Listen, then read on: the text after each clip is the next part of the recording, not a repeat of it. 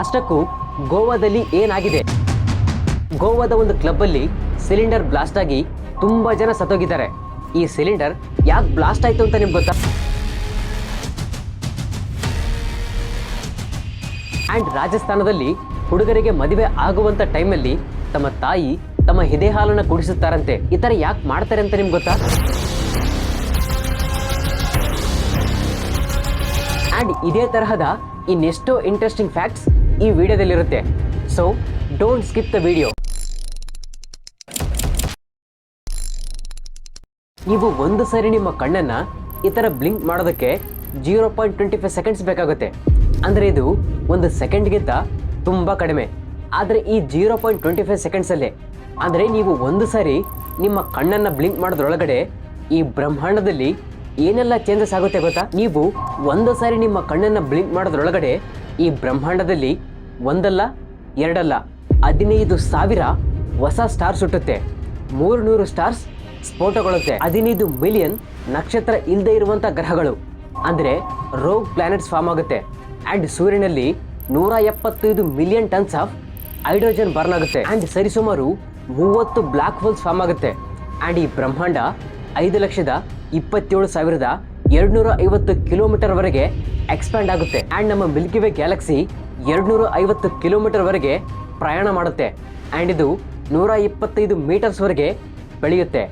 Andromeda Galaxy ನಮ್ಮ Milky way ಗ್ಯಾಲಕ್ಸಿಗೆ 27 kilometre ವರೆಗೆ ಹತ್ತಿರ ಬರುತ್ತೆ. ಇಷ್ಟೆಲ್ಲ ನಡೆಯೋದು ಜಸ್ಟ್ 0.25 ಸೆಕೆಂಡ್ಸ್ ಅಲ್ಲೇ. ಅಂದ್ರೆ ನೀವು ಒಂದು ಸಾರಿ ನಿಮ್ಮ ಕಣ್ಣನ್ನ ಈ ತರ ಬ್ಲಿಂಕ್ ಮಾಡೋದ್ರೊಳಗಡೆ ಇಷ್ಟೆಲ್ಲ ನಡೆಯುತ್ತೆ. ಅಂಡ್ ನೀವು ನಿಮ್ಮ ಜೀವಿತಾವಧಿಯಲ್ಲಿ 46 ಕೋಟಿಗೂ ಹೆಚ್ಚು ಬಾರಿ ನಿಮ್ಮ ಕಣ್ಣನ್ನ ಬ್ಲಿಂಕ್ ಮಾಡ್ತೀರಾ. ಹಾಗಾದ್ರೆ ಜಸ್ಟ್ ಇಮ್ಯಾಜಿನ್, ನೀವು ಹುಟ್ಟಿ ಸಾಯೋದ್ರೊಳಗಡೆ ಈ ಬ್ರಹ್ಮಾಂಡದಲ್ಲಿ ಎಷ್ಟು ಸ್ಟಾರ್ಸ್ ಹುಟ್ಟಬಹುದು, ಎಷ್ಟು ಗ್ರಹಗಳು ಹುಟ್ಟಬಹುದು, ಎಷ್ಟು ಬ್ಲಾಕ್ ಹೋಲ್ಸ್ ಫಾರ್ಮ್ ಆಗ್ಬೋದು, ಅಂಡ್ ಈ ಬ್ರಹ್ಮಾಂಡ ಎಷ್ಟು ಎಕ್ಸ್ಪ್ಯಾಂಡ್ ಆಗ್ಬೋದು ಅಂತ. ಇಲ್ಲಿ ಕಾಣ್ತಾ ಇರುವಂತ ಈ ಒಂದು ಚಿಕ್ಕ ದೇಶ ಇನೋವೇಷನ್ಸ್ ನ ಮಾಡೋದ್ರಲ್ಲಿ ತುಂಬಾನೇ ಫೇಮಸ್. ಅಂದ್ರೆ ರೀಸೆಂಟ್ ಆಗಿ ಜಪಾನ್ ದೇಶ ನಾವು ಆರ್ಟಿಫಿಷಿಯಲ್ ಬ್ಲಡ್ ನ ತಯಾರು ಮಾಡ್ತಾ ಇದೀವಿ ಅಂತ ಹೇಳಿದೆ. ಅಂದ್ರೆ ನಾರಾ ಮೆಡಿಕಲ್ ಯೂನಿವರ್ಸಿಟಿಯ ಪ್ರೊಫೆಸರ್ ಹಿರೋಮಿ ಸಕೈ ಅಂಡ್ ಅವ್ರ ಜೊತೆ ಕೆಲವು ವಿಜ್ಞಾನಿಗಳು ಸೇರಿಕೊಂಡು ಇದನ್ನ ತಯಾರು ಮಾಡ್ತಾ ಇದ್ದಾರೆ. ಈ ಆರ್ಟಿಫಿಷಿಯಲ್ ಬ್ಲಡ್ ನಿಜವಾದ ಬ್ಲಡ್ ಏನೆಲ್ಲ ಸಮಸ್ಯೆಗಳನ್ನ ಸಾಲ್ವ್ ಮಾಡುತ್ತೋ ಅದನ್ನೆಲ್ಲ ಇದು ತುಂಬಾ ಈಸಿಯಾಗಿ ಮಾಡುತ್ತೆ. ಅಂಡ್ ನೀವು ಯಾರಿಗಾದರೂ ರಕ್ತ ಕೊಡಬೇಕು ಅಂದ್ರೆ ಅವರ ಬ್ಲಡ್ ಗ್ರೂಪ್ ಅಂಡ್ ನಿಮ್ಮ ಬ್ಲಡ್ ಗ್ರೂಪ್ ಸೇಮ್ ಇರಬೇಕು. ಆದರೆ ಈ ಆರ್ಟಿಫಿಷಿಯಲ್ ಬ್ಲಡ್ ಆ ಥರ ಅಲ್ಲ. ಇದನ್ನ ಪ್ರತಿಯೊಬ್ಬರ ಬಾಡಿಗೂ ಕೊಡಬಹುದು.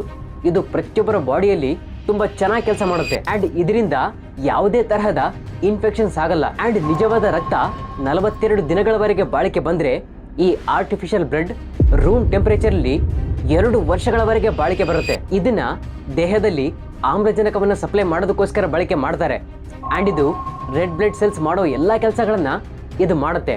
ಆದ್ರೆ ಇದು ನೇರಳೆ ಬಣ್ಣದಲ್ಲಿ ಇರುತ್ತೆ. ಅಂಡ್ ಇದನ್ನ ಜಾಸ್ತಿ ಎಮರ್ಜೆನ್ಸಿ ಟೈಮಲ್ಲಿ ಅಂದ್ರೆ ಅಪಘಾತಗಳು, ವಿಪತ್ತುಗಳು, ಯುದ್ಧದ ವಲಯಗಳು ಅಂಡ್ ಗ್ರಾಮೀಣ ಆಸ್ಪತ್ರೆಗಳಲ್ಲಿ ಇದನ್ನ ಜಾಸ್ತಿ ಯೂಸ್ ಮಾಡ್ತಾರೆ. ಅಂಡ್ ಕೆಲವು ಅಧ್ಯಯನಗಳು ಹೇಳೋ ಪ್ರಕಾರ ಇಡೀ ಪ್ರಪಂಚದಲ್ಲೇ ಅತಿ ಹೆಚ್ಚು ರಕ್ತದ ಕೊರತೆ ಇರುವಂತ ದೇಶ ಯಾವುದು ಅಂದ್ರೆ ಅದು ನಮ್ಮ ಭಾರತ. ಈ ಆರ್ಟಿಫಿಷಿಯಲ್ ಬ್ಲಡ್ ಏನಾದರೂ ಜಾರಿಗೆ ಬಂದ್ರೆ ಇದು ನಮ್ಮ ದೇಶಕ್ಕೆ ತುಂಬಾನೇ ಯೂಸ್ ಆಗುತ್ತೆ. ಅಂಡ್ ಇದು 2030ರಲ್ಲಿ ವೈದ್ಯಕೀಯ ಬಳಕೆಗೆ ಬರ್ಬೋದು ಅಂತ ಹೇಳಿದ್ದಾರೆ. ನಿನ್ನೆ ಮಧ್ಯರಾತ್ರಿ ಅಂದ್ರೆ ಡಿಸೆಂಬರ್ 6, 2025ರಂದು ಉತ್ತರ ಗೋವಾದ ಆರ್ಪೋರಾ ವಿಲೇಜ್ ಅಲ್ಲಿ ಇರುವಂತ ರೋಮಿಯೋ ಲೇನ್ ನೈಟ್ ಕ್ಲಬ್ ಅಲ್ಲಿ ಒಂದು ಭೀಕರ ಅಗ್ನಿ ಅವಘಡ ಸಂಭವಿಸಿದೆ. ಅಂದ್ರೆ ನಿನ್ನೆ ಮಧ್ಯರಾತ್ರಿ ಈ ಕ್ಲಬ್ ಅಲ್ಲಿ ಒಂದು ಸಿಲಿಂಡರ್ ಬ್ಲಾಸ್ಟ್ ಆಗಿ ಟೋಟಲ್ 23 ಜನ ಸತ್ತೋಗಿದ್ದಾರೆ. ಅಂಡ್ ನಿನ್ನೆ ರಾತ್ರಿನೇ ಈ ಗೋವಾದ ಮುಖ್ಯಮಂತ್ರಿ ಪ್ರಮೋದ್ ಸಾವಂತ್ ಅವರು ಈ ಮೃತಪಟ್ಟ ಕುಟುಂಬಗಳಿಗೆ ತಲಾ 5 ಲಕ್ಷ ರೂಪಾಯಿ ದುಡ್ಡನ್ನ ಪರಿಹಾರವಾಗಿ ಕೊಡ್ತೀವಿ ಅಂತ ಹೇಳಿದ್ದಾರೆ. ಅದ್ರ ಜೊತೆಗೆ ಪ್ರಧಾನಮಂತ್ರಿ ನರೇಂದ್ರ ಮೋದಿ ಅವರು ಕೂಡ ಈ ಮೃತಪಟ್ಟ ಕುಟುಂಬಗಳಿಗೆ ತಲಾ 2 ಲಕ್ಷ ರೂಪಾಯಿ ದುಡ್ಡು ಅಂಡ್ ಗಾಯಗೊಂಡವರಿಗೆ 50,000 ರೂಪಾಯಿ ದುಡ್ಡನ್ನ ಪರಿಹಾರವಾಗಿ ಕೊಡ್ತೀವಿ ಅಂತ ಹೇಳಿದ್ದಾರೆ. ಅಂಡ್ ಇಲ್ಲಿ ಟೋಟಲ್ 23 ಜನ ಸತ್ತೋಗಿದ್ದಾರೆ. ಇದರಲ್ಲಿ ಹೆಚ್ಚಿನ ಜನ ಆ ಕ್ಲಬ್ನ ಸಿಬ್ಬಂದಿಗಳೇ. ಅಂಡ್ ಇದರಲ್ಲಿ 3 ಜನ ಮಹಿಳೆಯರು ಅಂಡ್ 4 ಜನ ಟೂರಿಸ್ಟ್ಗಳು ಕೂಡ ಇದ್ದಾರೆ. ಈ ಕ್ಲಬ್ ಅಲ್ಲಿ ಸತ್ತವರು ಅಸ್ಸಾಂ, ವೆಸ್ಟ್ ಬೆಂಗಾಲ್ ಅಂಡ್ ನೇಪಾಳ ದೇಶಕ್ಕೆ ಸೇರಿದವರಂತೆ. ಆದರೆ ಆ 4 ಜನ ಟೂರಿಸ್ಟ್ಗಳು ಮಾತ್ರ ದೆಹಲಿ, ಬೆಂಗಳೂರು ಅಂಡ್ ಮುಂಬೈಗೆ ಸೇರಿದವರಂತೆ. ಅಂಡ್ ಪ್ರಾಥಮಿಕ ಮಾಹಿತಿ ಪ್ರಕಾರ ಈ ಕ್ಲಬ್ ಅಲ್ಲಿ ಅಗ್ನಿ ಸುರಕ್ಷತಾ ನಿಯಮಗಳನ್ನ ಕರೆಕ್ಟ್ ಆಗಿ ಪಾಲನೆ ಮಾಡಿಲ್ಲ ಅಂತ ಗೊತ್ತಾಗಿದೆ. ಆದ್ರಿಂದನೇ ಈ ಗೋವಾದ ಸಿಎಂ ನಿಯಮಗಳನ್ನು ಉಲ್ಲಂಘಿಸಿ ಈ ಕ್ಲಬ್ ಅನ್ನ ನಡೆಸಿದಂತ ಓನರ್ ಮೇಲೆ ಅಂಡ್ ಈ ಕ್ಲಬ್ ಅನ್ನ ನಡೆಸೋದಕ್ಕೆ ಪರ್ಮಿಷನ್ ಕೊಟ್ಟಂತ ಅಧಿಕಾರಿಗಳ ಮೇಲೇನೂ ಕೂಡ ಕಠಿಣ ಕ್ರಮವನ್ನ ಕೈಗೊಳ್ಳುತ್ತೀವಿ ಅಂತ ಹೇಳಿದ್ದಾರೆ. ಅಂಡ್ ಈಗಾಗಲೇ ಈ ಕ್ಲಬ್ನ ಓನರ್ ಮೇಲೆ FIR ಕೂಡ ದಾಖಲಾಗಿದೆ. ಆದರೆ ಸದ್ಯಕ್ಕೆ ಈ ಕ್ಲಬ್ನ ಓನರ್ ಪೊಲೀಸರ ಕೈಗೆ ಸಿಕ್ಕಿ ಬಿದ್ದಿಲ್ಲ. ಆದ್ರಿಂದನೇ ಇವರನ್ನ ಅರೆಸ್ಟ್ ಮಾಡೋದಕ್ಕೋಸ್ಕರ ಒಂದು ಸ್ಪೆಷಲ್ ಟೀಮ್ನು ಕೂಡ ನೇಮಕ ಮಾಡಿದಾರಂತೆ. ಅಂಡ್ ಇದರ ಜೊತೆಗೆ ಗೋವಾದ ಸರ್ಕಾರ ಕೂಡಲೇ ರಾಜ್ಯದಲ್ಲಿ ನಿಯಮಗಳನ್ನು ಉಲ್ಲಂಘಿಸಿರುವಂತ ಎಲ್ಲಾ ನೈಟ್ ಕ್ಲಬ್ಗಳನ್ನ ತಾತ್ಕಾಲಿಕವಾಗಿ ಮುಚ್ಚಬೇಕಂತ ಆದೇಶ ಮಾಡಿದೆ. ಕಸ್ಟರ್ಡ್ ಆಪಲ್ ಅಂದ್ರೆ ಸೀತಾಫಲ ಹಣ್ಣನ್ನು ತಿನ್ನೋದ್ರಿಂದ ನಿಮ್ಮ ಬಾಡಿಗೆ ಎಷ್ಟು ಒಳ್ಳೆಯದಂತ ಗೊತ್ತಾ?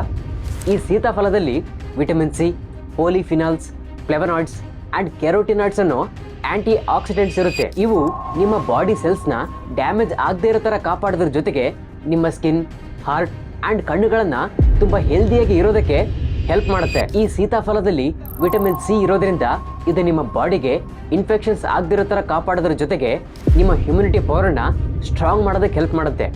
ಈ ಸೀತಾಫಲದಲ್ಲಿ ಮ್ಯಾಗ್ನೇಷಿಯಂ ಅಂಡ್ ಪೊಟ್ಯಾಷಿಯಂ ಇರೋದ್ರಿಂದ ಇದು BPಯನ್ನು ಕಂಟ್ರೋಲ್ ಮಾಡೋದ್ರ ಜೊತೆಗೆ ನಿಮ್ಮ ಹಾರ್ಟ್ ಕರೆಕ್ಟಾಗಿ ಕೆಲಸ ಮಾಡೋದಕ್ಕೆ ಹೆಲ್ಪ್ ಮಾಡುತ್ತೆ. ಆ್ಯಂಡ್ ಈ ಸೀತಾಫಲದಲ್ಲಿ ವಿಟಮಿನ್ B6 ಇರೋದ್ರಿಂದ ಇದು ಸ್ಟ್ರೆಸ್ ಲೆವೆಲನ್ನು ಕಡಿಮೆ ಮಾಡೋದಕ್ಕೆ, ಡಿಪ್ರೆಷನ್ನ ಕಡಿಮೆ ಮಾಡೋದಕ್ಕೆ ಆ್ಯಂಡ್ ನಿಮ್ಮ ಮೂಡನ್ನು ತುಂಬ ಚೆನ್ನಾಗಿಡೋದಕ್ಕೆ ಹೆಲ್ಪ್ ಮಾಡುತ್ತೆ. ಈ ಸೀತಾಫಲದಲ್ಲಿ ಫೈಬರ್ ಕಂಟೆಂಟ್ ಇರೋದ್ರಿಂದ ನೀವು ತಿಂದಂಥ ಆಹಾರವನ್ನು ತುಂಬ ಈಸಿಯಾಗಿ ಡೈಜೆಸ್ಟ್ ಮಾಡೋದಕ್ಕೆ ಹೆಲ್ಪ್ ಮಾಡುತ್ತೆ. ಆ್ಯಂಡ್ ಇಲ್ಲಿ ಸೀತಾಫಲ ಹಣ್ಣಷ್ಟೇ ಅಲ್ಲ, ಅದರ ಎಲೆಗಳು ಕೂಡ ನಿಮ್ಮ ಬಾಡಿಗೆ ತುಂಬಾ ಒಳ್ಳೆಯದಂತೆ. ಅಂದರೆ ಕೆಲವು ವಿಜ್ಞಾನಿಗಳು ಹೇಳೋ ಪ್ರಕಾರ ಈ ಸೀತಾಫಲದ ಎಲೆಗಳಲ್ಲಿ ಕೆಲವು ನ್ಯಾಚುರಲ್ ಕೆಮಿಕಲ್ಸ್ ಇರುತ್ತಂತೆ. ಈ ಕೆಮಿಕಲ್ಸ್ ನಿಮ್ಮ ಲಿವರ್ಗೆ ತುಂಬಾ ಒಳ್ಳೆಯದಂತೆ. ಅಂದರೆ ಈ ಕೆಮಿಕಲ್ಸ್ ನಿಮ್ಮ ಲಿವರಲ್ಲಿ ಫ್ಯಾಟ್ ಸ್ಟೋರ್ ಆಗೋದನ್ನು ಕಡಿಮೆ ಮಾಡೋದ್ರ ಜೊತೆಗೆ ನಿಮ್ಮ ಲಿವರ್ಗೆ ಡ್ಯಾಮೇಜ್ ಆಗೋದನ್ನು ಸಹ ತಡೆಯುತ್ತಂತೆ. ರಾಜಸ್ಥಾನ್, ವೆಸ್ಟರ್ನ್ ನೇಪಾಳ್ ಆ್ಯಂಡ್ ಹರಿಯಾಣದ ಕೆಲವು ಜಿಲ್ಲೆಗಳಲ್ಲಿ ಒಂದು ವಿಚಿತ್ರವಾದ ಪದ್ಧತಿ ಇದೆ. ಅಂದರೆ ಹುಡುಗನಿಗೆ ಮದುವೆ ಆಗೋದಕ್ಕಿಂತ ಮುಂಚೆ, ಅಂದರೆ ಆ ಮದುವೆ ಮೆರವಣಿಗೆ ಹೋಗೋದಕ್ಕಿಂತ ಮುಂಚೆ ತನ್ನ ತಾಯಿಯ ಎದೆ ಹಾಲನ್ನು ಕುಡಿಸುತ್ತಾರಂತೆ. ಈ ಥರ ಯಾಕೆ ಮಾಡ್ತಾರೆ ಅಂದರೆ ತನ್ನ ತಾಯಿಯ ಆರೈಕೆಗೆ ಗೌರವ ಆ್ಯಂಡ್ ಕೃತಜ್ಞತೆಯನ್ನು ಸಲ್ಲಿಸೋದಕ್ಕೋಸ್ಕರ ಆ್ಯಂಡ್ ತನ್ನ ತಾಯಿಯ ಪ್ರೀತಿಯನ್ನು ಮದುವೆ ಆದಮೇಲೆ ಮರಿಬಾರ್ದು ಅನ್ನೋದಕ್ಕೋಸ್ಕರ ಈ ಥರ ಮಾಡ್ತಾರಂತೆ. ಆ್ಯಂಡ್ ಹಿಮಾಚಲ ಪ್ರದೇಶದಲ್ಲಿ ಹಟ್ಟಿಯನ್ನು ಬುಡಕಟ್ಟು ಜನಾಂಗದವರಲ್ಲಿ ಒಂದೇ ಹುಡುಗಿ ಒಂದೇ ಮನೆಯಲ್ಲಿ ಇರುವಂಥ ಅಣ್ಣ ಮತ್ತು ತಮ್ಮ ಇಬ್ಬರನ್ನು ಮದುವೆ ಆಗ್ತಾರಂತೆ. ಈ ಥರ ಯಾಕೆ ಮಾಡ್ತಾರೆ ಅಂದರೆ ಅವರ ಪೂರ್ವಜರ ಭೂಮಿ ವಿಭಾಗ ಆಗಬಾರ್ದು ಅನ್ನೋದಕ್ಕೋಸ್ಕರ ಆ್ಯಂಡ್ ಅವರ ಮನೆಯಲ್ಲಿರುವಂಥ ಹಣ ಆ್ಯಂಡ್ ಸಂಪತ್ತು ವಿಭಾಗ ಆಗಬಾರ್ದು ಅನ್ನೋದಕ್ಕೋಸ್ಕರ ಈ ಥರ ಮಾಡ್ತಾರಂತೆ. ಆ್ಯಂಡ್ ಸಿಂಧಿಗಳು ತಮ್ಮ ಮದುವೆಗಳಲ್ಲಿ ವರನಿಗೆ ಇನ್ನೂ ಮದುವೆ ಆಗೋದಕ್ಕಿಂತ ಮುಂಚೆ ಅವನ ಫ್ರೆಂಡ್ಸ್ ಆ್ಯಂಡ್ ಫ್ಯಾಮಿಲಿ ಎಲ್ಲರೂ ಸೇರಿ ಅವನ ಬಟ್ಟೆಯನ್ನು ಹರಿದು ಹಾಕ್ತಾರಂತೆ. ಇದರ ಹಿಂದೆ ಕೆಟ್ಟ ಉದ್ದೇಶ ಏನೂ ಇಲ್ಲ. ಆ ಹುಡುಗ ತನ್ನ ಸಿಂಗಲ್ ಲೈಫನ್ನು ಬಿಟ್ಟು ಮದುವೆಯಾಗಿ ಒಂದು ಹೊಸ ಲೈಫ್ಗೆ ಹೆಜ್ಜೆ ಇಡ್ತಾ ಇದ್ದಾನೆ ಅನ್ನೋದನ್ನ ಈ ಥರ ಸಿಂಬಾಲಿಕ್ ಆಗಿ ಹೇಳುವಂಥ ಪದ್ಧತಿ ಅಂತ ಇದು. ಆ್ಯಂಡ್ ಮಣಿಪುರದಲ್ಲಿ ಮದುವೆ ಆದಮೇಲೆ ಹುಡುಗ ಮತ್ತು ಹುಡುಗಿ ಇಬ್ಬರು ಸೇರಿ 2 ಮೀನುಗಳನ್ನು ನೀರಲ್ಲಿ ಒಟ್ಟಿಗೆ ಬಿಡ್ತಾರಂತೆ. ಈ ಥರ ಯಾಕೆ ಮಾಡ್ತಾರೆ ಅಂದರೆ ಆ 2 ಮೀನುಗಳು ಒಟ್ಟಾಗಿ ಈಜಿಕೊಂಡು ಹೋದರೆ ಆ ಮದುವೆ ಆದಂಥ ಜೋಡಿನೂ ಕೂಡ ಮುಂದೆ ಲೈಫಲ್ಲಿ ಚೆನ್ನಾಗಿರ್ತಾರೆ ಅನ್ನೋದು ಇವ್ರ ನಂಬಿಕೆ. ಆ್ಯಂಡ್ ಫೈನಲಿ ಈ ವಿಡಿಯೋ ಇಷ್ಟೇ. ಆ್ಯಂಡ್ ಇದೇ ತರಹದ ಇನ್ನೆಷ್ಟೋ ಇನ್ಫಾರ್ಮೇಟಿವ್ ವೀಡಿಯೋಸ್ನ ನಿಮ್ಮ ಮುಂದೆ ತರ್ತಾನೆ ಇರ್ತೀವಿ. ಅದಕ್ಕೋಸ್ಕರ ನಮ್ಮ ಚಾನಲ್ಗೆ ಸಬ್ಸ್ಕ್ರೈಬ್ ಆಗಿ, ಹಾಗೆ ಪಕ್ಕದಲ್ಲಿ ಕಾಣ್ತಾ ಇರುವಂಥ ಬೆಲ್ ಐಕನ್ ಕೂಡ ಹಾಲಲ್ಲಿ ಇಟ್ಕೊಳ್ಳಿ. And thanks for watching.